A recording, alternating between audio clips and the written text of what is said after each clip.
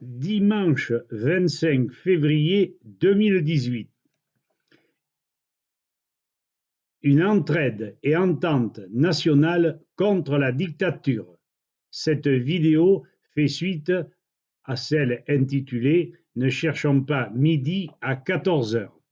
Cette dernière-là était très résumée. La voici plus développée.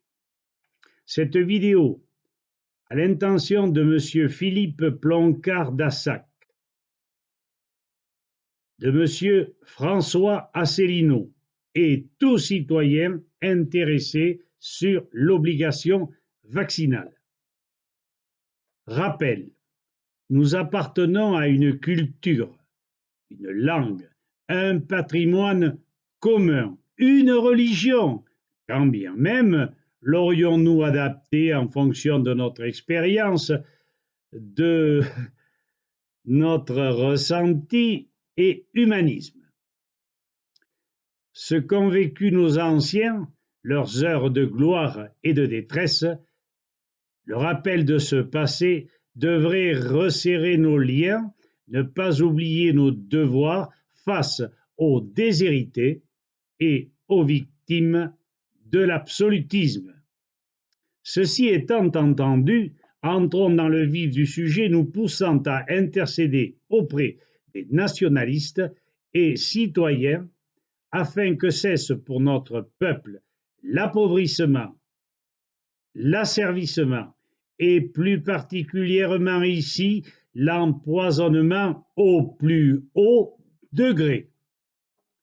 Le 5 décembre 2016, le Premier ministre Emmanuel Valls, par décret 2016-1675, ordonne la création de l'inspection générale de la justice, plaçant dictatorialement l'autorité judiciaire sous le contrôle du ministre de la Justice, sous le contrôle du gouvernement, sous le contrôle de l'exécutif.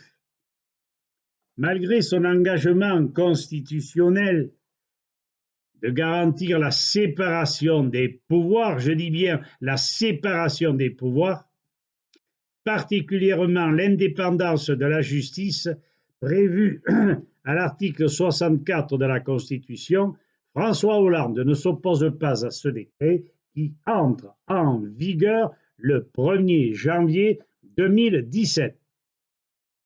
La France n'a plus alors de constitution depuis ce 1er janvier. Je répète, la France n'a plus alors de constitution depuis ce 1er janvier 2017. Article 16 de la Déclaration des droits de l'homme et du citoyen. Ce qui revient à dire que l'élection de M. Macron le 7 mai 2007 est illégale, comme est illégale la nomination du Premier ministre et par là même l'illégalité du gouvernement et toute loi à partir de ce fameux janvier 1er 2017, notamment la loi sur l'obligation vaccinale 2017 du 30/12/2016. Je fais une erreur, 2017. À cette loi désormais inapplicable s'ajoute une mise en garde citoyenne adressée par mail à tous les députés, sénateurs, inspecteurs d'académie, adressée en premier au député M.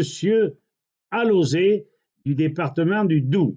Voici le plus important de cette communication.